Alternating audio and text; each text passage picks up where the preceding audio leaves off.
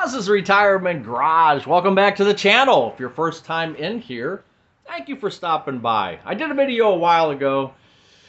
Got 250,000 views, believe it or not, and it was about family greed. When someone's passing away, your parents, your grandparents, the vultures come out. And I shared a personal story, facts only.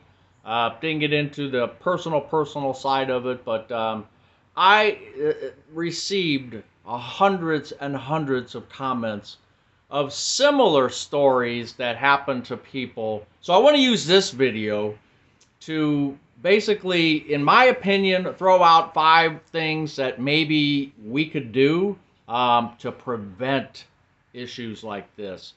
And people say, well, it's, common sense. You should be doing this. You should be doing that. Well, we're finding out that's not happening. A lot of people are not doing the common sense things. So let's go over a few if you don't mind. Give me a couple minutes here. We'll talk about it. Before we do that, I just got a letter today. I wanted to let you know to my P.O. box. When I did the video, I said you can make a comment. If you don't feel comfortable putting a comment, but you still want to express your personal feelings, go ahead and email me. And this person just sent a letter, anonymous letter to my P.O. box. And we won't get into the contents, but Waterloo, Iowa, I got your letter. Thank you. There's my information behind me. If you choose to be anonymous and you want to send something to me, I'm more than glad to take it and read it. Between you and me, we won't discuss it anywhere else. So anyway, the things that we want to talk about. So when your parents or your grandparents, there's my favorite planes. He or she even wrote on the back, the planes, LOL. And that's what we got here. We're at Cleveland Hopkins Airport. It's not far away from me, and evidently with the wind direction or whatever, they're choosing over my house again. So bear with me on that, and I apologize. Yeah, but here's some of the things. Here's about 5 or 6 things that we could be doing. Number one, which, is so obvious. Talk about it. Talk about it with your parents, grandparents, about what their wishes are. Do they have a will? Do they have a trust? And maybe help them along. But the problem is, and I'm telling you, this is a problem. No one wants to discuss that. Most people don't want to be discussing, hey, when you die, how about, it doesn't happen as around the table you're talking about, good things and family. That conversation hardly ever comes up, and it's hard. So when people say, well, you should be talking it out, yeah, it's easier said than done. And maybe you fall into that category. It's tough to broach that subject with parents or grandparents, and because part of it's like none of your business, but yet it is your business, right? Does it seem like you're sticking your hand into something? So it gets a little precarious, and a lot of people just don't want to touch that until it's too late. So the obvious thing is talk it out. Christmas, Thanksgiving, and Christmas is coming. If you haven't done it already, talk to your parents, grandparents, and find out what their wishes are, their intentions, and see if they have everything ready and all set up so that there's not an issue like happened in our family, where we had a major issue. Trust versus will. Don't do it online. In our case, there was a will that was easily changed. It was changed with the father's consent, but he was mentally deficient at the time. That's our take on it, and he was easily coerced to change the will. And of course, my wife was the executor. She had power of attorney, and all that was changed with the stroke of a pen and a notarized signature. So get a trust, maybe. You can get a revocable trust. And Eric at the Retirement Nerds, if you go back to some of his videos, he's working with a guy who does a revocable trust. And I'm not getting compensated by Eric by any means, but I looked at what they had, and I think it's pretty nice, and it's fairly inexpensive. They do a good job of putting everything together for you. So check out Eric at the Retirement Nerds. Look back a few months to a video about revocable trusts. The other thing you could do is get an irrevocable trust. That's what we're looking at right now for two reasons. One, now I only have one daughter left, one passed in August 2020. So I'm not really worried about too much shenanigans going on, but an irrevocable trust, which not a lot of people do, I don't think, but we talked to our attorney about it, and it's something that, you know, she'll do for us.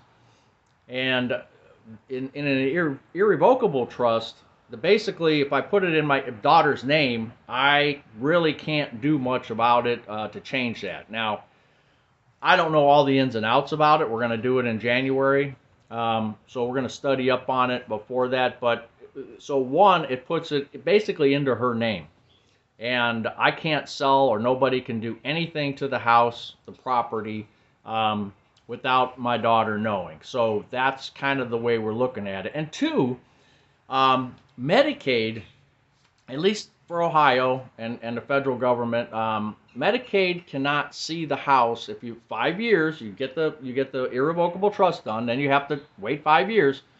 But Medicaid can't see the house then because it's technically not in our name. So if we both pass, the house will automatically go to her. Like, let's say I get put in a nursing home. You know, we rack up tons and tons of bills. Normally what will happen to Medicaid is they'll let you, Medicare and Medicaid, is they'll let you stay in the house until the spouse passes. And then they'll take the house, basically, to pay for the hospital care or nursing home care. With an irrevocable trust, there's no house that can be seen. It's kind of, you know, because it's not in our name. So we're looking at that. If you have experience in that, or if you've done that, let us know in the comments. We'd appreciate that. So make sure that you have, instead of just a will, and don't do the online thing. I mean, a lot of people do it.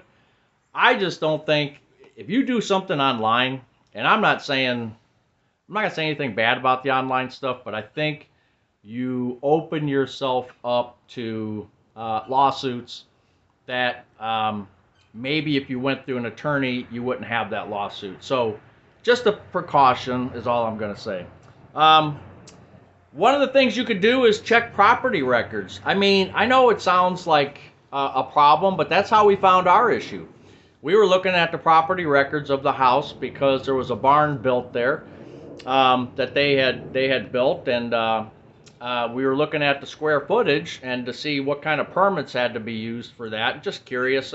And I go on and check my own house. I check, you know, other places. So this is something I do just for fun. In the auditor's office, it's all online. Shows everything, your taxes, all that. And I noticed that there was a transfer of death. So that's how I noticed. And it was a few weeks before her dad passed that I saw that there was a transfer of death located on the home. So that was our key to, here we go, and that started the thing. So, you know, you hear these people talk about LifeLock. LifeLock is, you've seen the commercials. I don't know anything about LifeLock. I don't recommend it because I don't know anything about it, but basically what they're doing is protecting your residence, so if someone does do something, you'll get notified. Somehow they monitor it or whatever. Probably through court documents and, you know, Cuyahoga County Auditor, in our case, it's on that website. So they might monitor that and then see if there's anything that's changed and then give you notification. So if you don't want to do it, you could hire somebody to do it. But if you have in your community, if you have something like that can look at your records of your home, maybe check it once a month just to see if, maybe not a family member, but it could be anybody that's trying, again, some shenanigans of sort. We talked about power of attorney and medical power of attorney. My wife was both. Both of those got changed without her knowledge. So she was executor of the will only, no revocable trust. She was the executor. She was power of attorney. And all those were changed without her knowledge. And I think that's That shouldn't be like that. You should be at least notified, but I guess the way it works is you don't have to be notified on a will and a power of attorney. It can be changed. So make sure you get the revocable trust. Yeah, it costs maybe a little bit more, but if you think there's going to be issues in your family or with family members, and again, we didn't think there was going to be anything like that. And lo and behold, there it was. So protect yourself. Do your homework on nursing homes now. So why do I say that? I say that because with my father-in-law, twice he broke his hip. The mother-in-law was in a nursing home for a brief period during COVID. So you know how that worked out. You know, you couldn't. We had to knock on the window and say hi to her, and then call her on the phone from outside. Some of you have gone through that, I'm sure. But for ourselves, you know, we're in our 60s, 70s.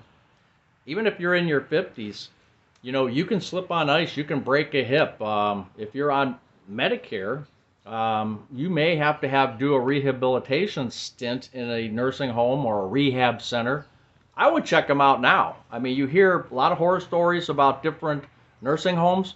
Do your due diligence now so that if something does happen to you, you know, you got your top four, you know, and maybe they don't have a bed at the time of your accident or, you know, whatever.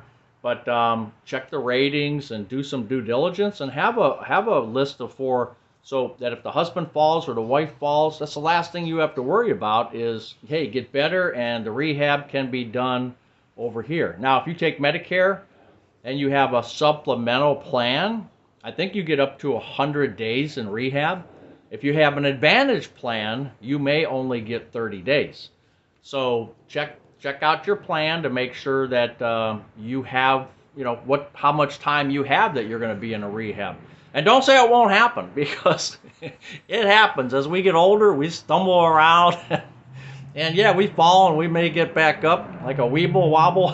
But some people, you know, it's very easy to crack a hip and you can have a problem with that. So I think those are the things that I wanted to talk about today. And just, you know, again, open the conversation if you can. And just last thing, we had an opportunity, and this won't happen for all of you, but we had an opportunity where the house next door went up for sale. A paraplegic lived there, so a wheelchair could be wheeled right into the shower. There was no step. It was built that way, and everything was real wide for wheelchair access. And we told the in-laws, hey, why don't you sell your house and move here? You could be right next door to us. I'll cut the lawn. I'll do your garden for you. We can be over there. I mean, it's like 20 steps away. There's actually a staircase right where we could access it to go right into the house if we needed to. And of course, you know, they lived in their house since 1963. They didn't want to move, and I completely understand that. But they didn't have the vision of, okay, what happens when you get sick? Now people have to drive over, people have to stay with you, or whatever the case is going to be. So, you know, keep in mind that maybe you could move closer to your kids or whoever is going to take care of you.